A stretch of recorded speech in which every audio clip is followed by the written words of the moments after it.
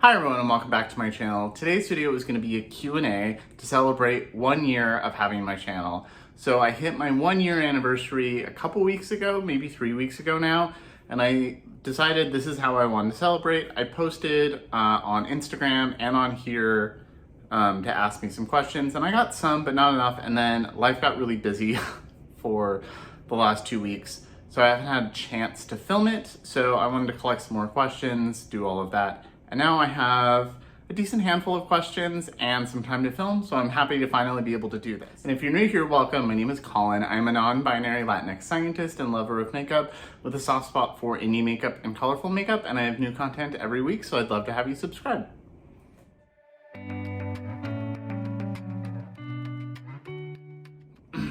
Okay, so first off, they just set up a truck outside my building, and they're doing something with like the cables outside, so there might be weird noises. I don't know how much of it you'll be able to hear, but I do film with my right in front of my windows in my little dining room area. So, did want to point that out. Also, if you're curious about my makeup, I just filmed a little review of the new Melt Bronzer and the new Fenty Glow, the Eaze Droplet.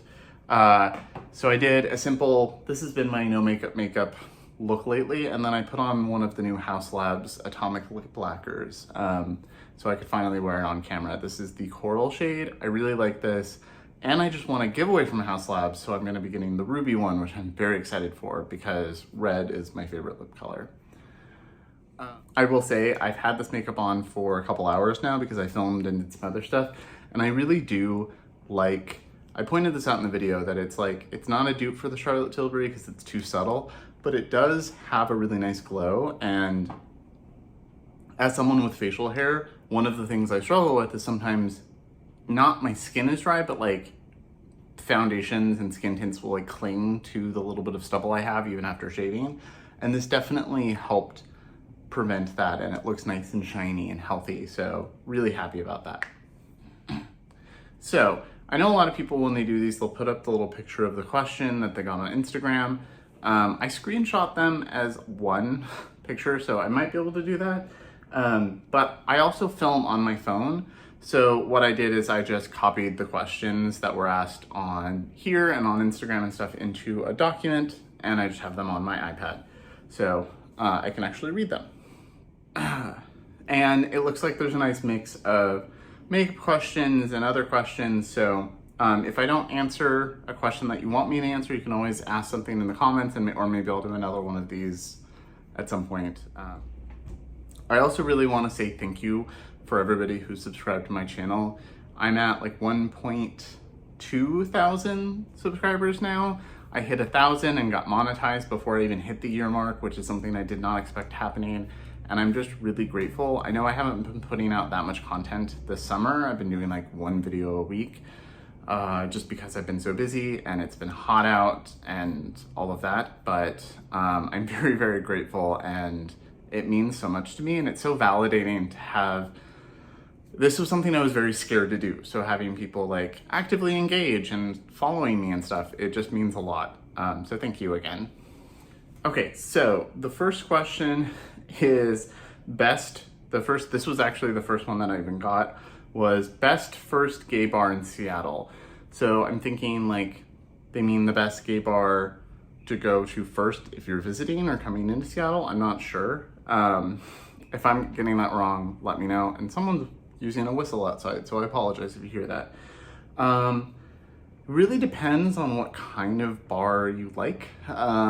Seattle's a decent number of queer bars. I think we have 10 or 12. Most of them in the Capitol Hill area, which has historically been the like arts district and the gay neighborhood. And a lot of them are within walking distance of our apartment, which is part of why we live here. That, grocery stores and public transit. But for like a good all-around bar, if you were coming to visit or if you just moved here, Queer Bar is a really good one. They have a lot of drag shows. They have karaoke at least one night a week. They do a lot of stuff. I really like Queer Bar. I know some of the people that perform there or work there, really great. The Cuff is another really popular bar. They have a big dance floor, so if you want to go for one of those big parties, that's the best place for that. And then I also really love Pony. It's really small though, really, really small, and is very queer. But there's also, we have a lesbian bar, which is pretty rare for cities. I think there's only 20 in the entire country, so having a lesbian bar is a good thing for Seattle, and seems fitting. But yeah, there's a lot of bars. The Comeback is one of the newer ones. It's in Sodo, I think. It's like down past the stadium, so it's a little bit of a schlep from here, but people really love it. So it really just depends on what kind of bars you like and what kind of things you like. Okay, and then the next one is, who are some YouTubers, big or small, that you want to meet in person? So I think my friend Steven asked this one, because it shows you. So he's definitely one of them, and I'm going to meet him soon. He's actually coming to Seattle to visit soon. Very excited for that. Danny, Scars to Stars, we talk all the time. I would really love to meet her. Like Kelly, Keep Beauty, like the people I talk to all the time, Jamila, it would be really nice to meet all of them in person. But big YouTubers, like all the small ones that I'm friends with, of course I want to meet in person. For big YouTubers, I don't follow that many large ones. I follow like Manny MUA. He has a lot of followers. I think it'd be interesting to meet him. I'm trying to think.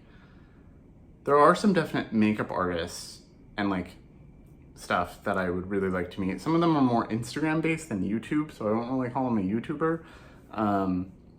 But there are some that really inspire me and love to talk to. But yeah, I don't know. As far as like I'm really happy to meet almost anyone.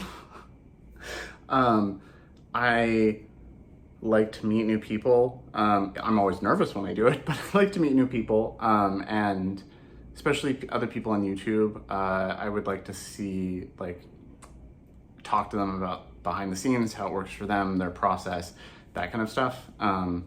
Like Angelica Nyquist is one of those people who, she's over 100,000 subscribers. She's been doing this for a long time. It'd be really interesting to talk to her about her experiences on YouTube. Nikki Raven is one of my YouTube friends. I think she's small. She's bigger than a lot of the other ones, like Steven and Danny and Kelly. She's much bigger than us, but she's in the Netherlands. But she is someone I talk to all the time, and so I'd love to meet her in person if I ever make it to the Netherlands. So yeah, there's a handful, but it's mostly the people I talk to all the time anyway. This one is favorite dinosaur. So I do really love dinosaurs. I work in paleontology, but I work in human paleontology. So I don't actually work with dinosaurs at all. Although I was around their skeletons a lot when I worked at the Natural History Museum in New York, because paleontology is all together. It's all just vertebrate paleontology. But I do really love dinosaurs. They were one of the things that I was obsessed with as a child. One of my favorites has always been Parasaurolophus. I'll put a picture here. It's the one with the big horn thing on the back of its head. I also really love all of the early bird-like dinosaurs and the feathered dinosaurs. I mean, we think a lot of dinosaurs were feathered, a lot more than we used to. I have an Archaeopteryx tattoo on my thigh that I can't show you because it's way down here, but I can put a picture of my Archaeopteryx tattoo. So that's another one of my favorites. I really like looking at the anatomical changes that happened from those early feathered dinosaurs to birds. So anything that's in that category is always going to be interesting for me. And I've always loved pterosaurs and all of the flying things, but those aren't technically dinosaurs. They're part of their own group, Pterosauria instead of Dinosauria, so those don't technically count. And this one said to go makeup in the Pacific Northwest misty days for fall and beyond. So my go-to, I think they meant to go-to makeup, but typos. Go-to makeup for the Pacific Northwest when it's misty out. That's hard. I really like My biggest problem when it's misty is not anything to do with my makeup. That doesn't really change. It's my mascara. I definitely need to invest in a waterproof mascara. What I did find was this last year that the Pat McGrath mascaras, they're not waterproof, but the Dark Star one I didn't have an issue with, but because I have really porous, curly, thick hair, it's the same for like my eyelashes and stuff. So like when I go outside and it's misty, my hair just soaks up like the moisture and it gets wet if it's too misty out. And my eyelashes get wet. And every time I blink, I can feel the water. So on days like that, I just don't wear makeup because, or I do something very light like I'm wearing today because my body feels like it's wet. But the Kosas powder and Urban Decay setting spray work wonders for just getting like general day-to-day stuff going and lasting. And I really like the Milk primers, both the matte and the sticky, and the Urban Decay sticky primer, the glow one. It's like a dupe for the Milk one. I really love that one.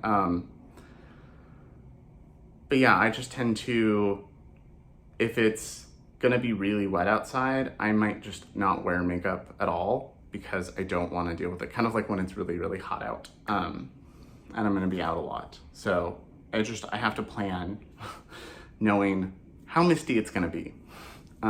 But switching to a waterproof mascara should help, especially if you don't already. But even with a waterproof mascara, my eyelashes are still going to absorb some liquid, so it's still gonna be kind of damp, and I just don't like that in general. So for the light misty day, my Pat McGrath mascara and something like I'm wearing now. If it's a really, really wet day, maybe nothing. Okay, so the next question is, when was the last time you cried? I cried a little bit yesterday. I cry really easily, so that's kind of no matter when you ask me that question, it's gonna be probably within the last couple days. I cry really easily. Sad movies make me cry. Sad TV shows make me cry. Getting overly emotional in general makes me cry. And then once it starts, it's hard to stop or impossible to stop. So I just cry a lot and cry really easily. And we've been watching Buffy the Vampire Slayer with my best friend because she has never seen it before, even though we've been best friends for like 18 years. I never got her to watch it until now. And we've watched some sad episodes recently, so I've also cried harder because of those. So the next question is a secret you kept from your parents. And I don't really have any. I don't really have parents either. I do have my cousins who were my guardians in high school. But for anybody who doesn't know, my mom died when I was 15, and she was my only parent. My father hasn't been part of my life since I was a small child. He signed away parental rights and was not a good human, and so I don't know where he is or anything like that.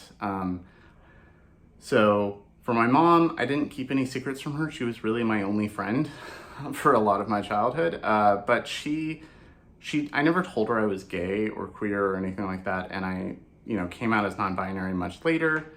But I'm pretty sure she knew. She was very supportive. She told me if I ended up being gay, she would still love me multiple times. She exposed me to a lot of queer media and queer representation and movies so that I was, not blind to it. So I'm pretty sure she knew, but I never told her. I came out a little bit after she died, within the next year after she died. So I've just never been much for lying. I don't lie that often. I never did as a child either. I was always very honest. I'm still very honest. I'm the kind of neurodivergent where I'm very literal. So I think that probably plays part of it. But other than maybe a white lie to not offend someone, I don't do it. Okay, so the next question is top Spotify songs. So I don't actually use Spotify anymore, but I do use Apple Music. I used both for a while. I had Spotify when it first came out and you had to get an invite and all of that, but I don't like the user interface, and there was a lot of music that I didn't have in Spotify, just wasn't available, that I owned. So I just continued using iTunes for that stuff because I had, when I still owned a lot of CDs, I had a lot of CDs, like 200 gigs worth of music and CDs. And so I didn't like Spotify for that. And then I would go back and forth and use like Spotify for new music and iTunes for music that I owned. And then eventually Apple Music got better and I just switched to that. The user interface is better and it was all integrated. But I did look at my top stuff for Apple Music.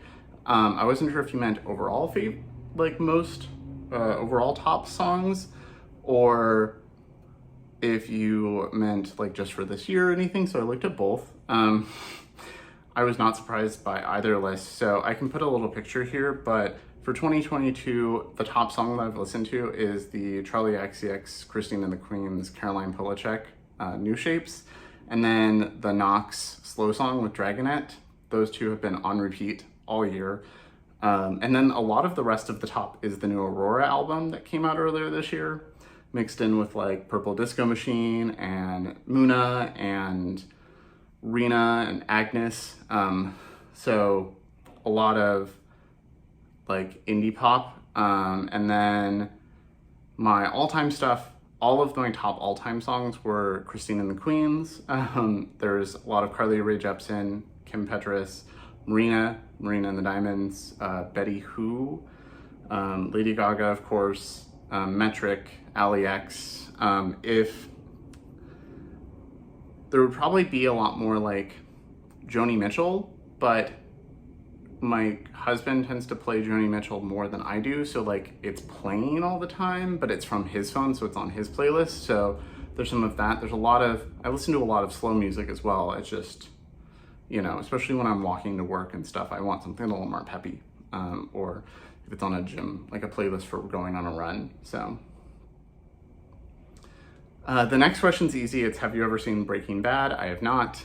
I do know what the show is and some of the premise, and I do believe it takes place in New Mexico, which is where I was born, but I've never watched it. But you could ask me that for most shows and I would probably say I haven't watched it. I'm just really bad at keeping up with media, except for music. I'm pretty good at keeping up with music. Okay, so this is an interesting one. What makeup brands do you think are good at being trans or gender diverse friendly? So, oh, hi, Bean. Apparently Bean needed to make an appearance. So for anybody who hasn't seen Bean before, this is Bean. She's almost 4. She's half Shih Tzu, half Poodle. Yeah, you sleepy girl?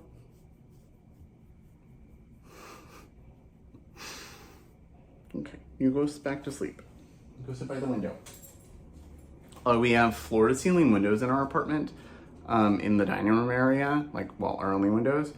And she likes to sit and watch people and cars go by and stuff. So, okay, so back to that was, what makeup brands do you think are good at being trans or gender diverse friendly? A lot of brands are not very openly trans friendly. Like, you don't see trans people in their feed or their ads or anything like that. I would say the first brand that came to mind was House Labs. House Labs is definitely the most queer friendly brand I've ever seen in all of their marketing and all of their ad campaigns. They've always had a nice variety of humans. They've had different skin colors, different sizes, obvious queer people, like very visibly queer people, trans people. Like, they've been very good about that. I feel like Fenty's been pretty good in some of their like ads, and even just like, you know, having models with makeup on their faces. There's always a lot of different body types, and there's men and people. So those are two that immediately came to mind. Trixie Cosmetics, obviously, they're a queer-owned brand, so they're always going to show queer people, and they just did a collaboration with Juno Birch, who is a trans woman, so that automatically puts them at the top of the list. I feel some indie brands sometimes post men But as far as like gender non-conforming people outside of makeup or actual trans people, I don't know. Yeah, I definitely notice Instagram pages and websites where it's all women, especially white women. And I feel like when I see more diversity, I'm immediately more inclined to look at their page, follow them, subscribe, buy products. Pat McGrath is another brand that's pretty gender diverse in their advertisements and in their models and everything. So I do appreciate that, part of why I love Pat. But like, you don't see that as much with Natasha Denona. You see it with Pat. I would say a lot of the big brands aren't. A lot of them are overly gendered. Looking at you, Charlotte Tilbury. But if I was gonna say the best, I would say, you know, House Labs, Fenty, Pat McGrath, Trixie, obviously. I feel like I don't own a lot of ABH, but ABH historically has been pretty good at showing diverse genders, and then like they supply all of the makeup for RuPaul's Drag Race and stuff, so like they're definitely helping the queer community in that way. And they have been doing that for a long time. So, you know, it's out there, but you definitely have to be mindful when looking at feeds and looking at like who their models are, showing the foundation shades and stuff like that. And if it's almost all women and almost all white women, I'm generally just gonna not even engage. Okay, so the next question is, are queer people well represented in your field? I'm assuming they're talking about my job outside of YouTube. And I would say as an academic, it's kind of hit or miss. So I'm a biological anthropologist. I think there's another question about what I do for a living, so I'll talk more about that then. But I'm a biological anthropologist. I study human evolution, human biomechanics, human movement, variation in humans, that kind of stuff. Human bones of things we evolved, you know, from. And if anybody wants a video about that stuff, let me know in the comments, and I'm happy to do a video about like my research. But I would say anthropology is kind of diverse, but academia as a whole, not the best. There are not a lot of openly queer people or trans people in my field. I think when we have our big annual conference and meeting where people from all over the world come, it's a huge, like, you know, giant conference center, big hotel, all of that stuff, thousands of people. And then the gay PAs or the gay BAs, they recently changed the acronym. There's maybe, thinking of at the last one I went to, there was maybe 20 people in there, 20 to 25, like not a lot. It was mostly grad students, a few professors. I'm friends with a lot of the professors in my field who are out, but you don't see a lot of queer representation in the field. It tends to be a fairly, they're improving, but it tends to be historically a straight white thing, but like most of academics are. Most academia is historically straight white people. It used to be straight white rich men who had wives to do everything else for them, and they did their research. And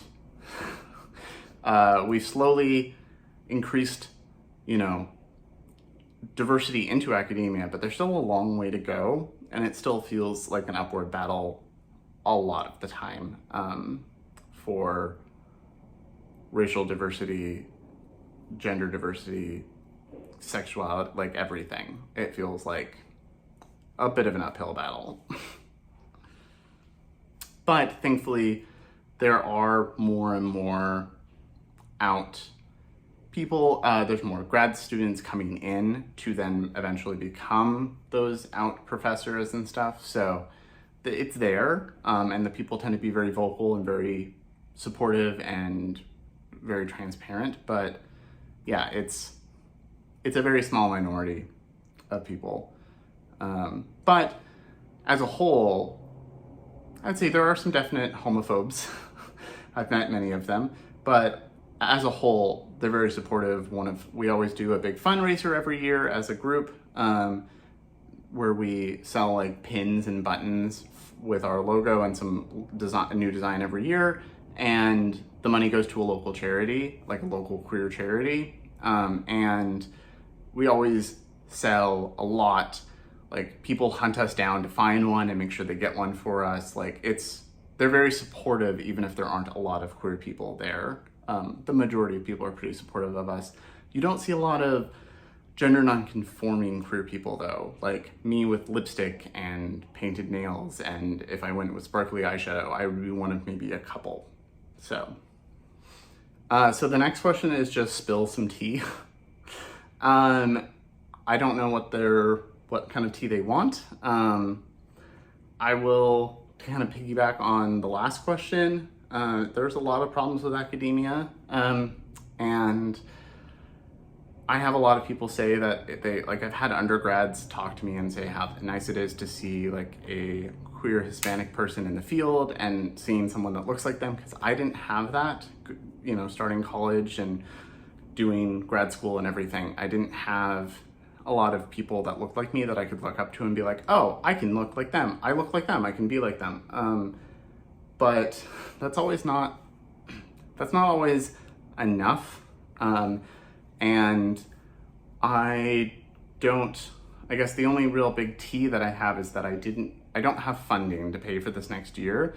So I am going on hiatus from my PhD, and looking for a regular day job, because I don't have the money to continue, because money is hard to come by in academics. And even if you apply for grants, you don't always get it. And even if you are a good TA or a good teacher, you don't always get TA positions, just because there's not a lot of resources to go around. So now that I'm done teaching for the summer, a lot of my energy is going into looking for a job, so that I can continue paying rent, and not all of it fall on my husband. So that is an ongoing journey, and when I figure that out, I'll probably post a video about it if people want.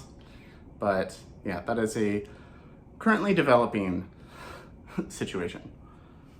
So the next question is just, who do you have pinned on the iMessage? I have a few. I have my husband, my best friend, the group chat with the two of them, a group chat with my New York chosen family, and then I have Steven, Steven of Fortitude, on YouTube, is one of my pinned. I have a group chat with him and Danny pinned. I have a few other really close friends pinned. Let's see, does it show up on? No, it doesn't. My friend Damon in Portland, from when I lived in Portland, is pinned. Yeah, it's just my closest friends and the people I text all the time. So I think I have like six or seven. Okay, so the next question is, what do you like best about making YouTube videos? So I really like being able to talk about makeup. Before I had this channel, I talked to my best friend a lot. I still do, but I also drove my husband probably a little crazy talking about things that he didn't care about, although he does the same thing with cars to me. But it gives me an outlet to talk about the stuff. I already liked comparing things because I'm a scientist and a lot of my work is in comparisons, basically, comparative anatomy. I like comparing things, so I was already like trying different makeup products that are similar and seeing what was better and what I liked about them and the differences. So having a place to talk about that and not just like keep it internal or like text friends who might be interested and being a resource is nice. Gives me a creative outlet. I don't post a lot of creative looks just because I don't often have time. I've been, doing my PhD, teaching, doing this channel. I'm doing a certificate online, like a class, and looking for a job and, you know, then my day-to-day life with my husband and my dog and my best friend. So like, it's hard to like set aside a few hours to like paint something on my face just to take pictures off and wash it off. But I do like to do that. I've never filmed one of those because I don't know how they're gonna turn out and they take a long time. And I tend to do them in the bathroom, like just painting. So I've never filmed one of those. I can try one of these days. But it does give me a creative outlet. There's definitely looks that I wouldn't necessarily wear to work, but I can try on camera because I'm just gonna do my face and then work from home the rest of that day. So it gives me a creative outlet. It gives me a place to talk. I've made a lot of friends this way. I really like this. The only thing I don't like is how long editing takes. I just don't enjoy it. But all of the social aspect, the talking about it, the creative, I love all of that. Okay, so I've got 2 more questions. They're both multi-question things. One was, I don't know who said it, it was in the anonymous questions. It says, I enjoy your videos. I'm 58 and I love colorful makeup. I have a couple questions. What do you do for a living? And what does it mean when you call yourself non-binary? So what I do for a living, that's easy. Right now, nothing, because I'm not being paid anymore. But for the last 10 years, I've been an academic. I have an associate's, because I grew up really poor and I didn't go to college till I was in my mid-20s. I have an associate's degree. I have a bachelor's degree in biological anthropology. I have 2 master's degrees in biological anthropology, and I'm halfway-ish done with a PhD. And I've taught, I was an adjunct for about 2 years in New York before I moved here. And I just spent the summer teaching a class. So that has been what I do for a living. It doesn't pay very much. But it's been one of those things that I really loved, so it was worth it. Although now not so sure anymore and trying to figure that out. So currently no job, currently unemployed. But I need to find something because YouTube does not pay very much. I just got my first check for my first couple months of being monetized, and it was $100, and it was like 3 months worth of work. So not very much. But what does it mean when you call yourself non-binary? I'm not sure if they meant that as like they don't know what non-binary is or what it means for me. So I'll answer both of those.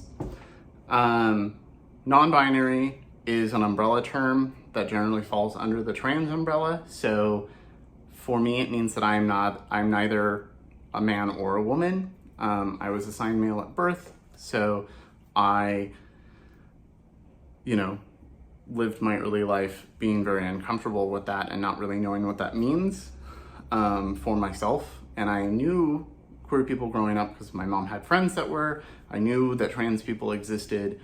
And I knew as a kid that I didn't want to be a man, but I didn't really want to be a woman either. And I didn't really have the words to know what that meant. So I was just kind of in my head and unhappy a lot. And a lot of the things that I thought were just because I was gay. And I was like, well, this is just what all gay people feel. And then I met more and more gay people. I found my queer family in New York.